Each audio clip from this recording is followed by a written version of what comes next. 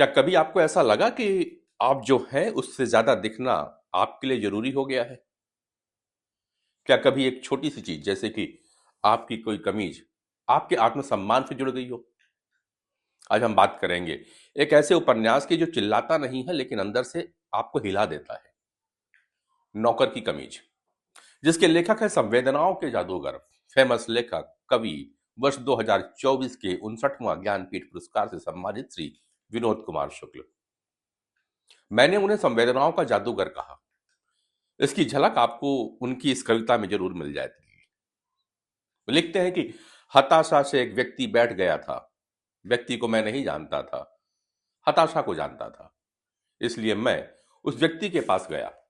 मैंने हाथ बढ़ाया, मेरा हाथ पकड़ करके वह खड़ा हुआ।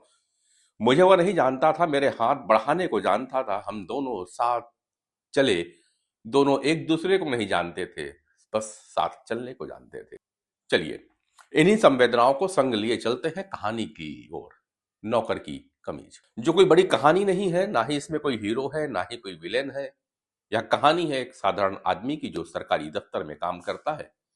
एक छोटा सा घर है उसका, सीमित सैलरी है और बहुत छोटी छोटी इच्छाएं हैं। लेकिन यहीं से शुरू होती है असली संघर्ष की कहानी, क्योंकि उसकी जिंदगी में कमीज है। कमीज जो सिर्फ कपड़ा नहीं है, वो उसकी पहचान है, उसकी आइडेंटिटी है, उसका आत्मसम्मान है। सोचिए एक इंसान अपने बॉस के सामने खड़ा है, उसके पास शब्द नहीं है, बस एक झिझक है, क्योंकि उसकी कमीज उसके स्टेटस को तय कर रही होती है। यहां कमीज एक प्रतीक बन जाती है उस वर्ग भेद का जो हम रोज जीते हैं लेकिन कभी बोलते नहीं। ये जो मिडिल क्लास है ना, यह वह वर्ग है जो सबसे ज्यादा सपने देखता है और सबसे ज्यादा समझौता भी यही वर्ग करता है। इस उपन्यास में आपको कोई क्रांति नहीं दिखेगी, कोई विरोध नहीं दिखेगा।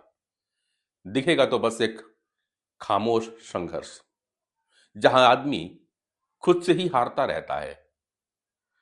अगर आप भी कभी खुद को छोटा महसूस करते हैं, अगर आपने भी कभी अपनी औकात का बोझ महसूस किया है, तो यह किताब आपको आईना दिखाएगी।